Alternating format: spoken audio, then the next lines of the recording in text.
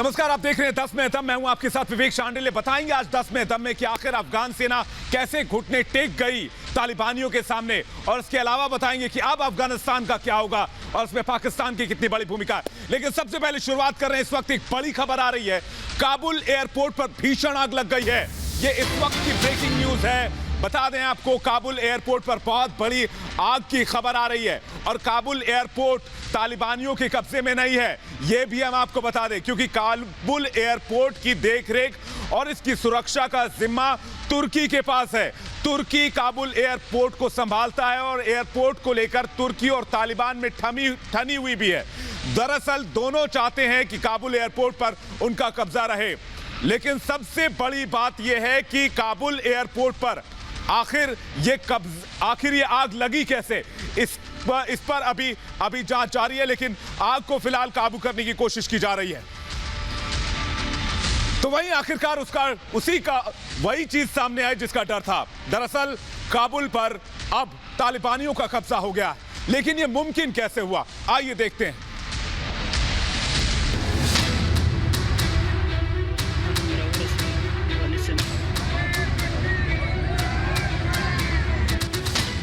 अफगानिस्तान में लौटा गणतंत्र युग।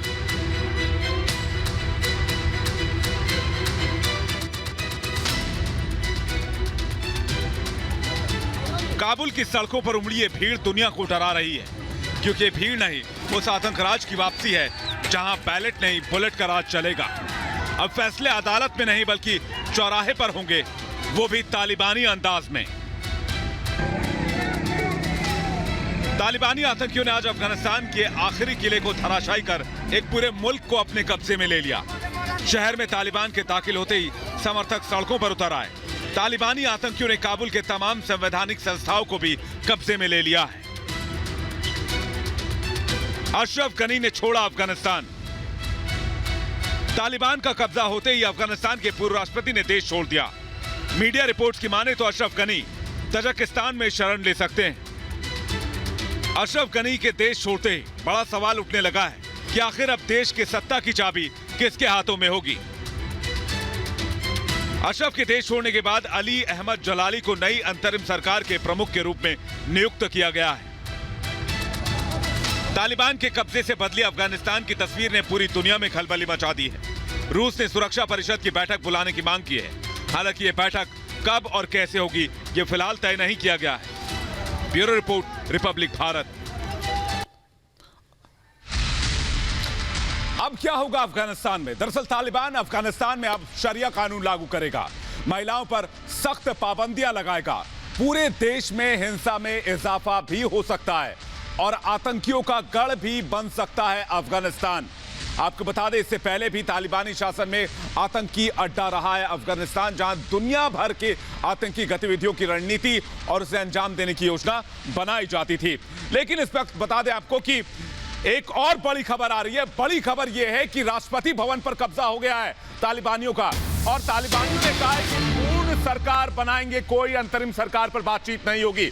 यानी कि जो अंतरिम सरकार की दलील आ रही थी, सूत्रों के हवाले से खबर आ रही है कि तालिबान ने इस दावे को खारिज कर दिया और तालिबान ने कहा है कि पूरे अफगानिस्तान पर सिर्फ और सिर्फ तालिबान का शासन होगा जैसे ही सत्ता हस्तांतरित होती है। इस बीच खबर है कि राष्ट्रपति अशरफ गनी और उनके सलाहकार ने अफगानिस्तान छोड़ दिया है।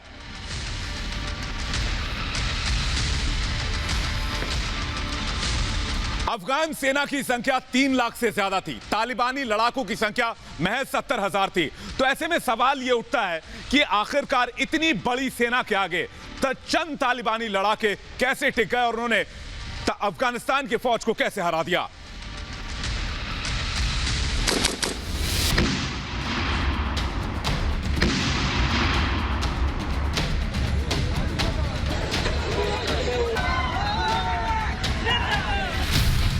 बीस साल की किलेबंदी 100 दिन में ढेर।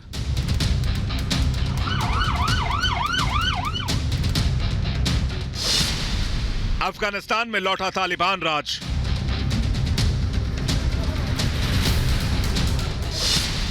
तालिबानियों के सामने सेना ने टेके घुटने।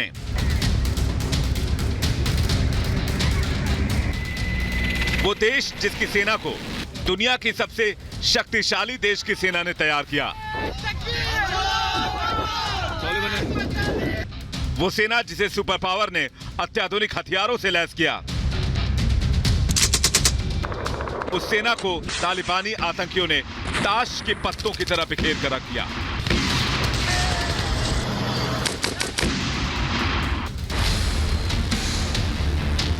साल 2001 में तालिबानी सत्ता को जड़ से उखाड़ फेंक अमेरिका ने अफगानिस्तान को तालिबान मुक्त बनाने की मिशन की शुरुआत की थी। तालिबान की वापसी ना हो, इसके लिए पिछले 2 दशक के दौरान अमेरिका ने अफगानी सेना को अत्याधुनिक हथियारों से लैस किया। सेना को पूरी तरह आधुनिक बनाने के लिए अमेरिका ने 20 सालों में तकरीबन $83 बिलियन खर्च कर दिए। लेकिन अब सवाल यह है कि खास ट्रेनिंग और ज्यादा संख्या होने के बावजूद अफगानिस्तानी सैनिकों ने तालिबान के सामने सरेंडर क्यों कर दिया?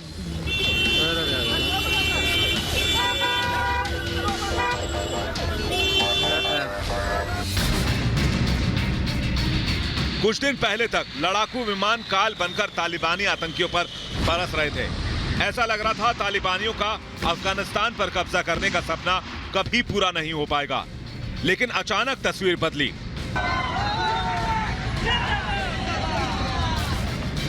अगस्त की शुरुआत में अफगानी सेना जमीन को बचाने के लिए पूरे दमखम से लड़ रही थी, लेकिन 4 अगस्त के बाद हालात बदलने लगे।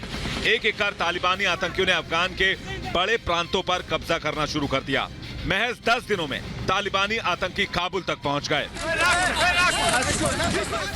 अफगानिस्तान पर तालिबानी लड़ाकों के बढ़ते दबदबे का अंदाजा आप इसी बात से लगा सकते हैं कि पिछले 2 दिनों में यानी 14 अगस्त को बल्ख, कुनार, लोगार, पख्तिका और पख्तिया पर कब्जा कर लिया गया। वहीं आज नगरहार और काबुल तालिबानियों के कब्जे में आ चुका है। सवाल उठ रहे हैं कि तालिबानी आतंकियों के मुकाबले कहीं ज्यादा मजबूत अफगानी सेना इतनी आसानी से और इतनी जल्दी कैसे हार गई? जंग की शुरुआत में अफगानी सेना ने जो हुंकार भरी थी, जनता को भरोसा दिलाया था, वही सेना अचानक सरेंडर मोड में आ गई। दरअसल तालिबान की जीत की सबसे बड़ी वजह रही अफगानिस्तानी सैनिकों ने बिना लड़े हार मान ली। स्थानीय नेताओं ने सैनिकों का हौसला बढ़ाने के बजाय तालिबान के साथ जाना बेहतर समझा। तालिबानी आतंकियों ने प्रांत के लोगों से संपर्क कर अपनी तरफ मिलाने में कोई कोर कसर नहीं छोड़ी। अफगान सरकार के विश्वास की कमी भी सेना के हार की एक बड़ी वजह रही। तालिबानी आतंकी काबुल में दाखिल हो चुके हैं। अफगान सरकार को सत्ता से बेदखल किया जा रहा है। लेकिन सवाल यह है कि अफगानिस्तान का भविष्य क्या होगा? Bureau report, Republic Bharat. लेकिन रिपब्लिक भारत ने ग्राउंड से जो जानकारी जुटाई है वो आपके होश उड़ा देगी। हम आपको बताते हैं कि आखिर क्यों हार गई अफगानिस्तान की सेना। रसद और हथियारों की भारी कमी सामने आ रही थी और ग्राउंड सपोर्ट का भी सेना को अभाव मिल रहा था। इसके अलावा कमजोर नेतृत्व से सेना का मनोबल कमजोर होता चला गया और सेना ने हथियार डाल दिए। तालिबान के हावी होने पर गनी सरकार ने जवानों के समर्थन से हाथ खींच लिया था, यानी कि एक पूरा समर्थन जो है वो जवानों को नहीं पहुंच पा रहा था। तालिबान से लड़ने के लिए गनी सरकार ने कोई स्पष्ट और मजबूत रणनीति पर काम नहीं किया। वो हमेशा अमेरिकी सैनिकों के भरोसे रहे और जब अमेरिकी सेना की वापसी हुई तो अफगानिस्तानी सेना घुटने पर आ गई। गनी सरकार ने काबुल पर ही ध्यान केंद्रित रखा और बाकी के प्रांत पूरे देश से कट गए और सिर्फ काबुल केंद्र में रहा। लेकिन अब सवाल यह है कि अफगानिस्तान में जिस तरह से काबुल और दूसरे प्रांतों पर तालिबान ने कब्जा किया, उसके बाद क्या स्थिति है? आज दिन भर अफरा तफरी का माहौल रहा। लोग देश छोड़ रहे हैं, पलायन कर रहे हैं, महिलाओं में खौफ भर गया है।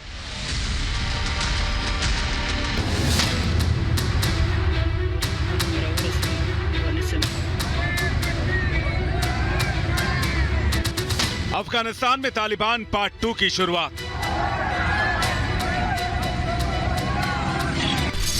तालिबान के हाथ लगा हथियारों का जखीरा। तालिबानियों के सामने सैनिकों ने किया सरेंडर।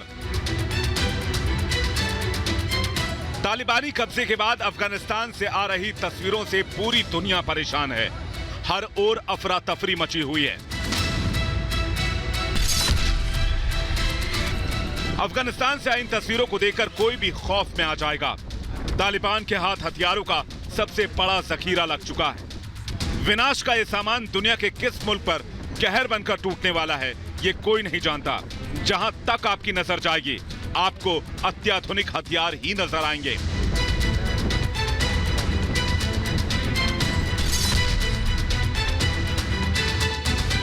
काबुल पर कब्जा होने के डर से अमेरिका ने राजनयिकों को सुरक्षित निकालने की कवायद तेज कर दी है। राजनयिकों को सुरक्षित निकालने के लिए अमेरिका ने विशेष चिनूक हेलीकॉप्टर को लगाया है। देखिए कैसे चिनूक अफगानिस्तान के आसमान में मंडरा रहा है।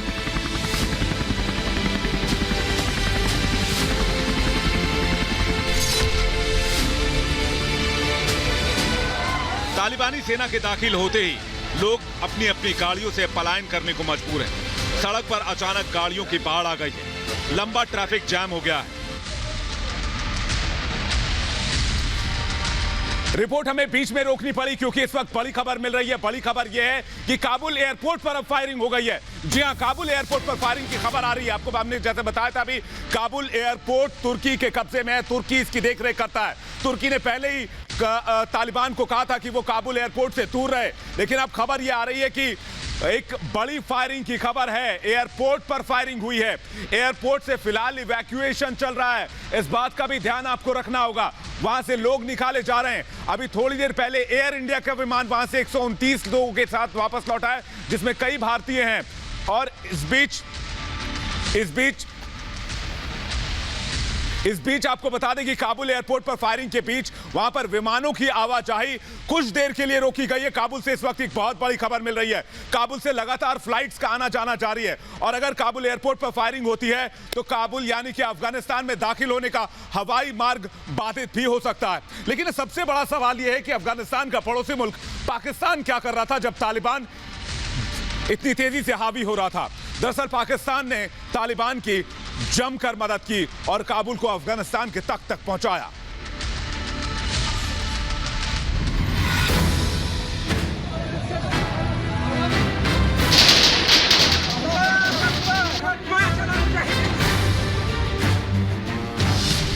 इमरान की मुराद पूरी, अब तालिबान करेगा राज।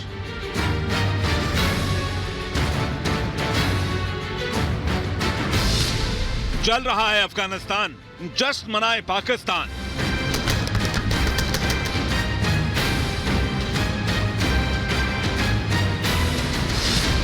तालिबान का मिशन काबुल हुआ कंप्लीट।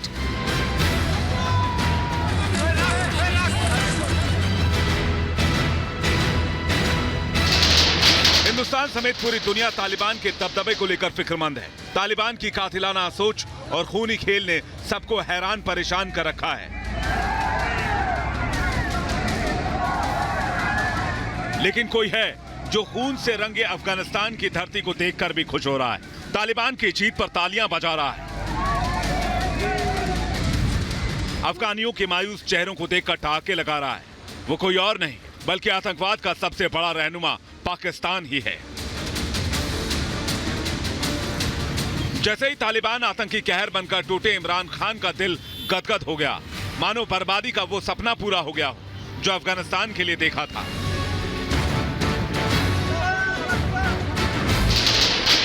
जब चल रहा था रोम तो नीरो सुख और चैन की बांसुरी बजा रहा था। यह कहावत इतिहास के सबसे क्रूर रोमन सम्राट नीरो के बारे में मशहूर है, लेकिन 21वीं सदी में पाकिस्तान ने इसे चरितार्थ कर दिया है। पाकिस्तान की मदद से तालिबान ने अफगानिस्तान को आज जहन्नम बना दिया है। यह और बात है कि पाकिस्तान के हुक्मरान सार्वजनिक तौर पर तालिबान के बढ़ते दबदबे पर चिंता का दिखावा करने में कोई कमी नहीं रखते हैं। इमरान सरकार की इसी बात को दोहराते हुए पाकिस्तान के सुरक्षा सलाहकार मोहम्मद यूसुफ जई ने कहा है कि पाकिस्तान पर अफगानिस्तान के जंग का ज्यादा असर हुआ है। अफगानिस्तान सरकार के फेल होने की वजह पाकिस्तान नहीं है। चोरी और सीना जोरी कैसे की जाती है, ये कोई पाकिस्तान से सीखे। अफगानिस्तान के जिस जंग ने दुनिया को झकझोर दिया, उस जंग को अंजाम तक पहुंचाने के लिए पाकिस्तान की भूमिका कितनी अहम है, उसका सबूत खुद अफगानिस्तान राष्ट्रपति अशरफ गनी दे चुके हैं। लेकिन इस बीच एक और बड़ी खबर आ रही है। बड़ी खबर यह है कि रात 9 बजे से काबुल में कर्फ्यू लगा दिया गया है और यह कर्फ्यू अभी जारी है। तालिबान के दाखिल होते ही काबुल अब कर्फ्यू के चपेट में आ गया है। कर्फ्यू सिर्फ इसलिए लगाया गया है क्योंकि तालिबान का कब्जा हो चुका है और तालिबान अब वहां पर मनमानी करेगा। ऐसे में नागरिकों की सुरक्षा के लिए नाइट कर्फ्यू का ऐलान किया गया है। लेकिन क्या काबुल को इससे तालिबान के कहर से बचाया जा सकेगा, ये इस वक्त का सबसे बड़ा सवाल है।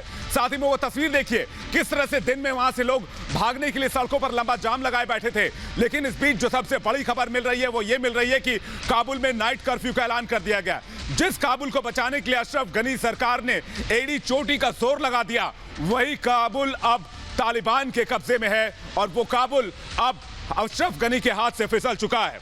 बता दें आपको कि इस वक्त की बड़ी खबर आ रही है, काबुल में रात 9 बजे से नाइट कर्फ्यू रहेगा और ये नाइट कर्फ्यू अनिश्चितकालीन के लिए लगाया गया है, यानी कि हर रात इसी तरह कर्फ्यू लगाया जाएगा काबुल में। और इस बीच अफगानिस्तान में तालिबान ने साफ कह दिया है कि हम पूर्ण सरकार लेकर आएंगे, यानी कि पूरे अफगानिस्तान पर तालिबान शासन करेगा। तो क्या जिस तरह से अब अफगानिस्तान आतंकियों के चंगुल में होगा, क्या आतंकियों का गढ़ बन जाएगा। लेकिन जैसे ही तालिबान का कब्जा हुआ, लोग किस तरह से भागने लगे, ये देखिए तस्वीरें। लोग परेशान होकर काबुल छोड़ने लगे, सड़कों पर लंबी गाड़ियों की कतार लग गई और जहां से जिसको जगह मिल रहा था वहां से भागने की कोशिश कर रहे थे। लेकिन इससे बड़ी बात अब यह है कि ये लोग जाएंगे कहां। देखिए, अफगानिस्तान को अगर आप देखेंगे तो अफगानिस्तान में 2 ही जरिए से प्रवेश किया जा सकता है, यानी कि आप सिर्फ हवाई मार्ग से और इसके साथ साथ आप जमीन के जरिए, यानी एक लैंड लॉक देश है अफगानिस्तान, आप समुद्र मार्ग के जरिए वहां नहीं जा सकते। तो अगर एयरपोर्ट पर तालिबान कब्जा कर लेता है और जमीन पर तालिबान का कब्जा है तो फिर तालिबान इस देश का सर्वसर्वा हो जाएगा। तालिबान पर सबसे बड़ी कवरेज हमारी लगातार जारी रहेगी। एक ब्रेक के लिए रुक रहे हैं, फौरन लौटेंगे।